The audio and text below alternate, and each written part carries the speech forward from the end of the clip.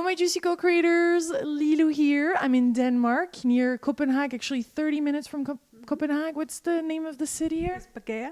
Bakale? Esbjerg. Esbjerg. Yeah, you see, this is another of those Scandinavian names I have a hard time with, but it's so good to be here with you, Christine, and thank you for reaching out. And I'm excited to speak about your story. You're a mover and a shaker. Yeah, that's true. Some time ago, you wrote this successful book on money here in Denmark that created a lot of turmoil, and you've grown into this beautiful spiritual mentor, author, speaker, and we're gonna talk about your story. And first, I would love to hear from you. What is where is Denmark in all of this, in this expansion in consciousness? How are things received? We're growing like everyone else, and I think there are so many energies. Like a lot of people are really into spiritual growth and just making it big and very in tune to what the world is doing. And then there are people, doing their own thing, doing things that they used to do, and I think it's like everywhere else in the country, all over the world, basically. Split energy. Yeah. You teach people how to really live life fully, live a juicy life in some ways. Yes. What are some of the things that you see between the old world, the old paradigm, and now where you're at, or where your clients are at, or where you would love to see people be so that they can expand? I think my parents grew up and they weren't taught that you can create a life you love. They were taught that you get an education, and preferably a good one, and a good job, and you have kids and a nice house and a car, and you get to travel and you get to work a lot. So I was taught, or I was shown, that success is possible, but you have to really hustle and work a lot for it. So that's what I did. And in my 20s, I just worked so much that I had headaches, and then I became pregnant by choice, and a lot of things happened, and this little boy just began healing so much stuff even before he came out of me. And when he was born, I thought, I'm not going to work my butt off anymore. I'm just going to see if I can, create a career out of something that I like. And I began with angels and feng shui and all kinds of things in every direction. And then I thought, well, I might need to begin with something people really need. And in Denmark, they didn't need angels and feng shui. They didn't want to pay for it anyway. Yeah. So I began to study money and business and marketing and stuff like that. And I began teaching that. And that was a huge success. So that's when you did the money book? Yes, I did the money book, and I began doing courses with a colleague of mine. We taught women, the mindset skills of becoming, a female version of a millionaire. We called it a millionaires. And then we taught them how to do a business around something they loved instead of something they just needed to do in order to break free and make money. Yeah.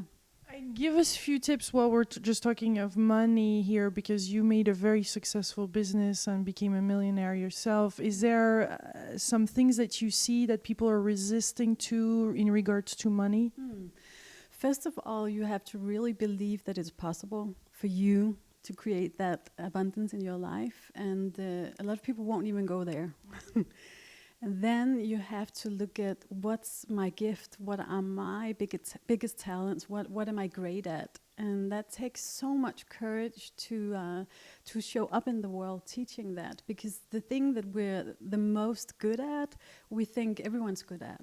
I see that all the time. Like when I see people's talent, they're like, well, that's just something I do. That's kind of my hobby. That's not something you could make money out of. It's so natural for us then. Yeah, it's so natural for them, and it's something they just do. So they figure, that's not needed. And if you have that, and you combine that with a belief that it takes a lot of hard work to make money, then you won't go for your passion. You'll choose something that you're not totally good at, and you'll choose something that will create struggle and hard work. Yeah. And for me, it was exactly the same. I'm very good at writing. I love going to nice places, talking about them. I'm very good at talking. And that's what I've created a business around, traveling the world, talking, teaching, writing, showing beautiful places in the world. And I thought, you're never going to make money on that, but that's exactly what I'm doing now. It's not anymore, I hear, about fitting in a box or doing it away, because that's what you learn in a seminar, which I know you've done a lot of, and those techniques could be really set on fears to get clients and to push them hard to them to sign, and this feels so old paradigm. I don't. Of course, I sell. I show the world that I have an education, that I have products, and I do have things you can buy online. But I actually just concentrate on doing my blog every week and having fun. And that sells a lot, because you have this high vibration, and women are asking me, I want what you're having. What is it? And so then I don't need to, persuade anybody. I don't need to say, if you're not doing this before 11 o'clock, you're going to die. Or, I can just show my stuff, and the people that are drawn to me, they come. And it's so nice to create that freedom. What is your understanding on how we manifest things on Earth, and how do we make our dreams come true? It all begins in the mind, and thoughts creates feelings, and they create an invitation to act in some kind of way, and all those three combined, they create your results. So I'm so results oriented, and so some people, that's not a good thing, but I really I'm like a cowboy. I have cowboy inside. I'm like, do you have it? Hat, cowboy hat, please. No, there's nobody around. I'm saying this, but this is the show. My initials are CE, so my students call me Clint Eastwood, because I'm like, do you have it or do you not have it? So I look at my results, and if it's not like a real physical thing in your world, then there's something you need to adjust. Maybe look at your thoughts, maybe look at what feelings that's creating, look at the way you're acting and change something, and then create new results. Because the thought, I'm not good enough, or it's for others but not for me, I need to pay bills, they had situations that allow this to happen, is all a mind, ego, like down spiral type of thoughts. Yes, and it doesn't go anywhere. It's totally letting go, leaving our power, giving up our powers. Yes, and what I really like about results is they're so tangible. You can see them, you can smell them, and just rewind from that, and then educate yourself about what must I have been going on up here, since this is what I'm creating. And then, you can change it a little bit, and you can call a friend, and, it's easier for them to point that out usually. Or you can use like a mentor or coach or someone trained to get you to discover yourself, basically. So even wherever we are in our life, you're suggesting we can rewind. Mm-hmm. Everything you don't like, change it. And it's so simple that will piss people off just by saying that, So if something's not working for me, I stop doing it, and I do something else. And if that doesn't work, I'll ask for help. And that was a big thing for me in the past, to ask for help. I didn't, my mom, she was like, oh, you're going to do this all by yourself.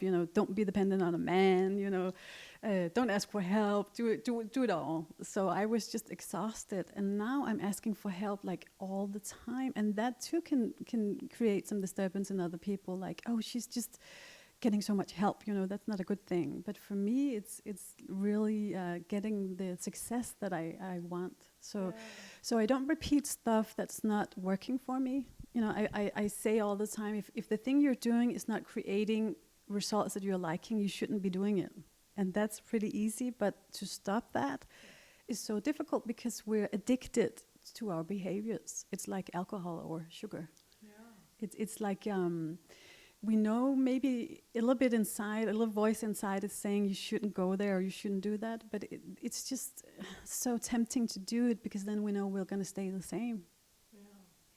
Let's talk about the upper limit problem. I know you have you really enjoy Gay Henriks, that I've enjoyed too, that coached me. I put some videos online. I really enjoy this man and his upper limit. Tell us how you see it, what's your take on it, and Yeah, I got in contact with Gay at a time in my life where I knew I wanted to branch out internationally, and I knew this is just gonna get so-called worse. So at that time, I had been sued twice. I had so many chaotic things I had to clean up on, and I just felt like the more success I got, the more I had to clean up, and I don't like to clean up at all. So I contacted him, and he taught me about the upper limit. He taught me that when things are just too good to be true, we create all kinds of stuff in order to, put ourselves down a little bit. Yeah. And that was just a revelation for me that I was creating that stuff and that I could stop creating that stuff. And then I ended up with so much time and energy because I didn't have all that chaos to clean up in, and that brought me kind of an identity crisis. I thought, who am I if I'm not the one cleaning up? Because I realized that gave me so much joy to be the one, I'm just going to take care of this. I know you can't handle it, so I'm just going to be the big sister and do this for you. And I really discovered about myself that identity just brought me so much, I guess, juice, I'm sorry to say. Yeah. In a weird way, but it really kind of almost lifted my soul, being the one, not my soul, but my ego, I guess, being the one, being in charge, taking care of things, saving everybody at the last moment, and I'll just skip the movie and then I'll work all night, or I'll just give my vacation and then you can just, that martyr kind of way was just giving me so much juice. So when I let that go, I didn't really know who I was anymore. And I kind of went through a lot of anger and a lot of sadness. And then I thought, I'm just going to find a new way to create with this energy. And I began to travel. I began to just do vacations. I began to live, yeah. What was new for me, not working so much. Honoring yourself. Mm-hmm. Yes, and I had time for my blog. I had time to pick out the right picture. I had time to just meditate and be. And half a year after that, I created my certification program, and it was so easy, and it's so joyful, and it's all I do pretty much is I show up, and they have these nice tables with white cloth on them and flowers and 5-star service, and I get to teach what I love, and people love me for just being in that energy, showing them that that's possible and that you can do what you love, and then I have so much time to just, like you say, be and live and create from that. Yeah. Mm-hmm. So that was a revelation for me, and I think Gay is like, he's like a father figure. He's so cool. I really love him. Yeah. Did you see his cat? No. He's got this little Misty. I think it's Misty. I don't remember the name of it, but it's like a little little cat. I saw them on the computer, but I haven't met them physically yet. Yeah. So adorable. So a big part of what you're teaching then is to deal with those supposedly negative moments or things that happen in our life, and dealing with the ups and the downs that all have a flip side.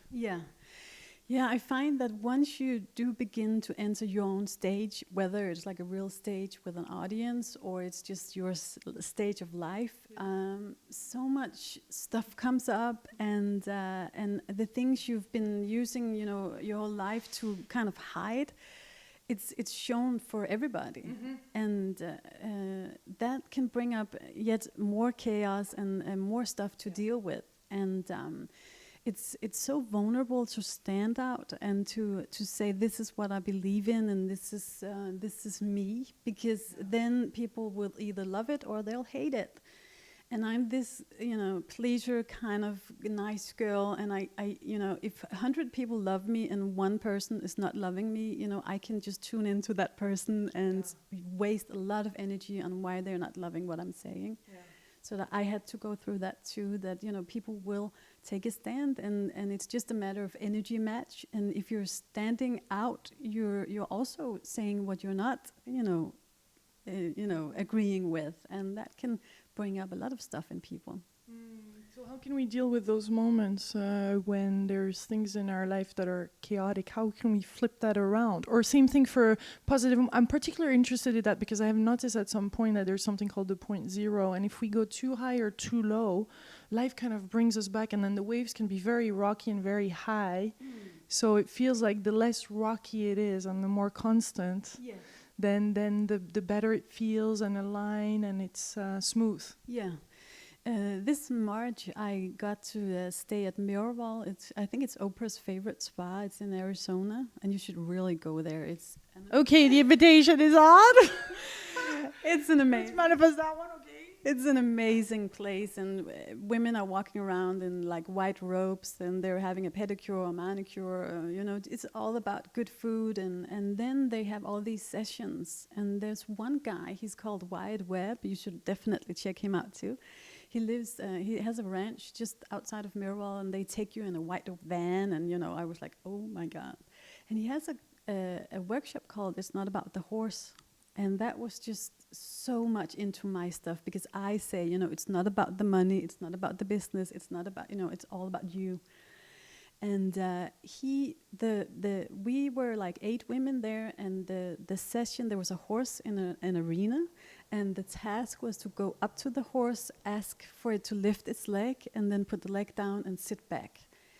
And that was a revelation to me, because what I saw was that people were repeating stuff that didn't work. So even though the horse would not lift the leg, they would repeat it, and they wouldn't ask for help. And I just went through all of my stuff.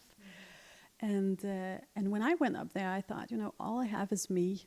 So I'm just going to be, I hadn't been in the front of a horse before, so I was very scared. But I thought, this is me, and I'm just going to ask for what I want and see how it goes. And the horse lifted its leg, and Wyatt, he said, when you're authentic, that's all that's needed. And that was such a revelation. I've used that in my life so many times since I came back. So when I'm scared of something, or when I was scared of meeting you, and oh God, I'm going to be on a video and so many people are going to watch it, I thought, all I have is me. I'm just going to be authentic. And Lilou is shows up. Yeah. Show up. And Lilou is she's going to lift her leg just by me being authentic. And that's very helpful when you're a perfectionist, and you're like so much into what other people are saying. And the horse was just mirroring back to us our fears. And so if people went up with stuff, it wouldn't lift a leg. It was like, get real or get lost. And I love that. Those horses are so sensitive too. They're a special kind of horse. I had a similar experience in Canada, in Quebec, and it was very, very a revelation. Yeah. The horse would not come to us if we would not be just aligned and authentic. It's really, really magnificent. So it's visible, and it's like boom right there in front of your eyes. It's a result, and that's why I loved it. It was like a result in your face, and that I just love things like that. So if your life is chaotic, or if you're like trying to fix a lot of stuff, just be authentic. And that's not easy either, because we have so many roles that we're playing, so many identities, so many personas, and I think a lot of people don't know who they are, at the core. So that should be the first place to look. Who am I? What do I love to do? How do I want to inspire people or enrich people? And who do I want to enrich, and how do I want to do it? Yeah. Last question, because a lot of people, I feel, are creating their own job these days. A lot of people don't really fit in what's currently here. And it takes courage, as you just said, and to step. Are there some things that you would like to share as far as setting up a business, even though if it's maybe the term business is not even appropriate anymore these days, it feels sometimes, but how can they set up something so that they can thrive? Yeah. So what I was taught was that you get like a good education, and then you just get a job, and that will provide, the paycheck for you that you need. And I flipped that. So I asked myself, what lifestyle do I want? Yeah. And I have 3 young kids, so I wanted time and space to be with them. My husband didn't want to work, so I thought, I'm going to make money for all of us, so he can spend some time developing his photographer and not having to go in the field and working all day. I wanted beauty and luxury, and most of all, space, like the quiet space, so I can think. And then I had the universe show me what could like be a match to that, all those wishes. And now it for me, it's having an online business. It's getting to teach a few days a month, and then being home blogging, and then going to Miraval, having an experience, taking pictures, and then writing about it and teaching about it and sharing what I had figured out when I went there.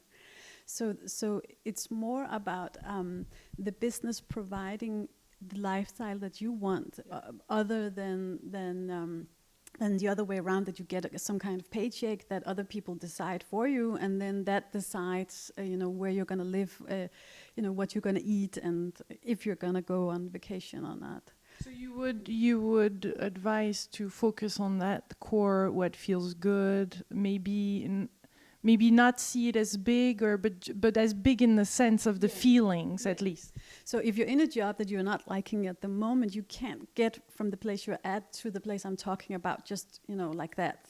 We can, but we don't believe that we can. But maybe in a few years we'll be able to. Mm-hmm. But the way to get there is to ask yourself, how would that feel? And for me, it was like love, it was luxury, and it was peace and quiet. Mm-hmm. So I started taking out all the stuff in my life that didn't match. If it was chaotic, I let it go. If it wasn't, if it was unloving, I let it go.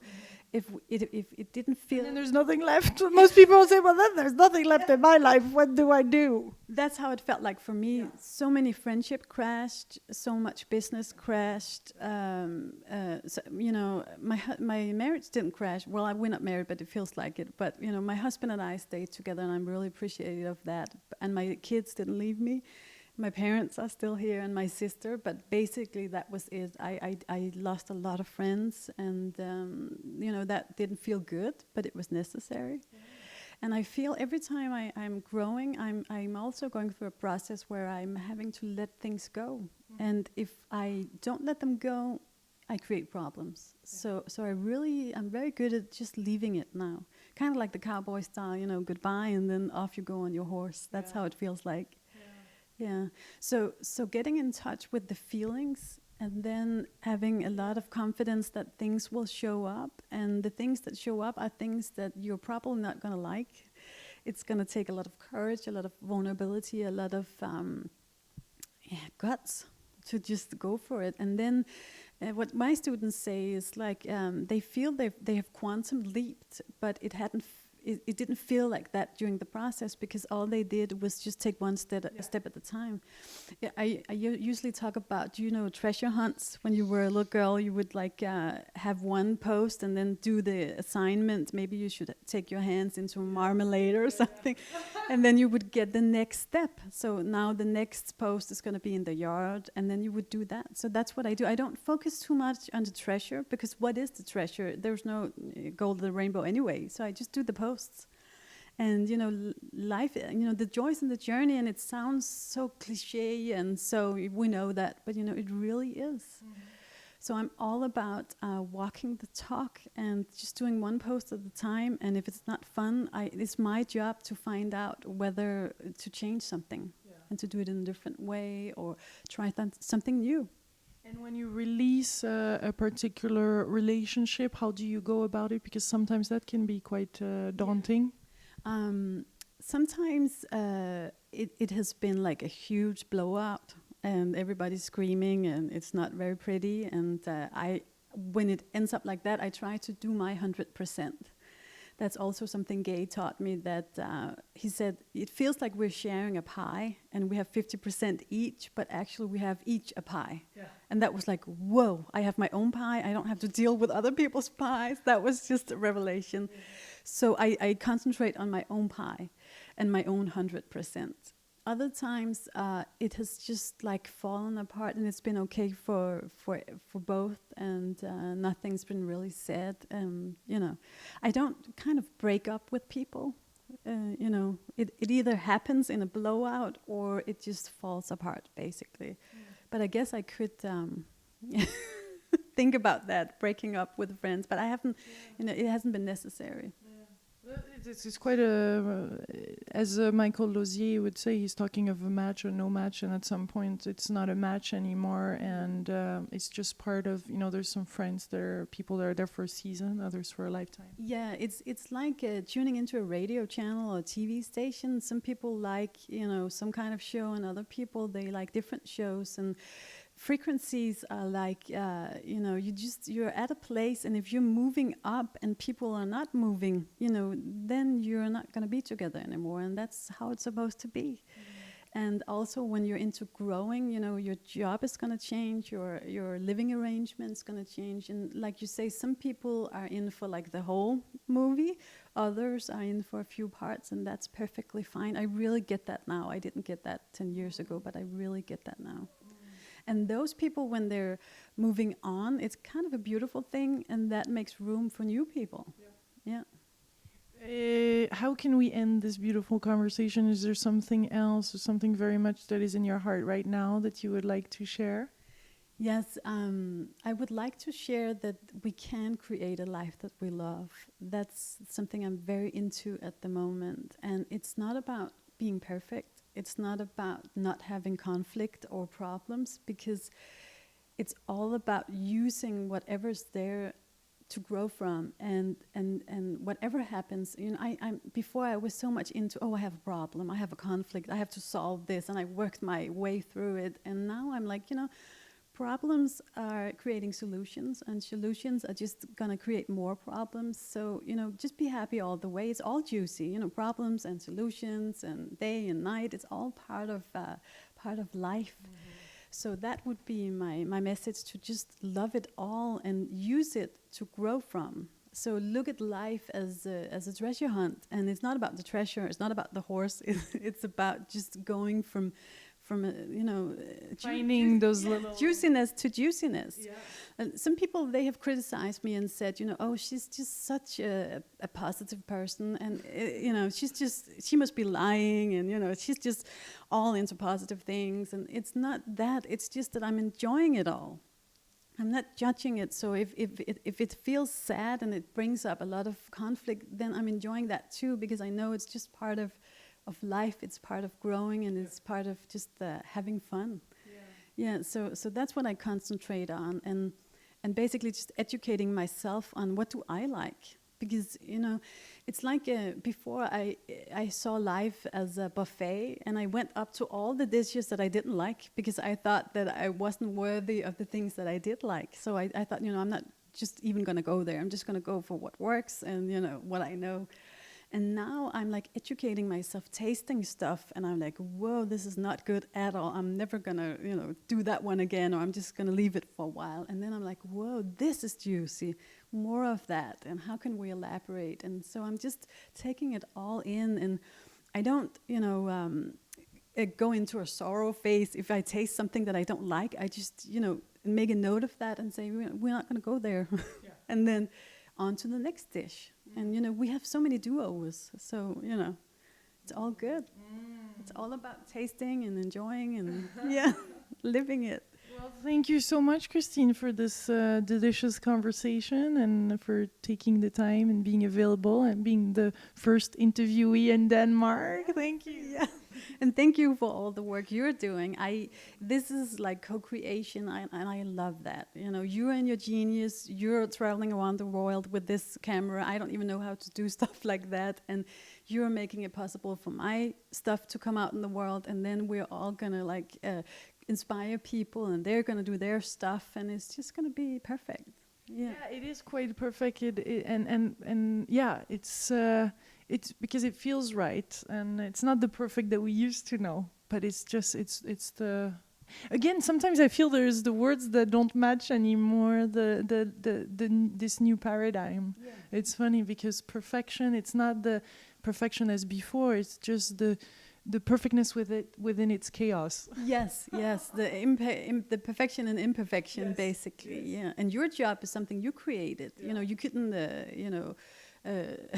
sign up or interview for. Oprah didn't want me, so I had to do this. Yeah. Thanks, Oprah. Yeah.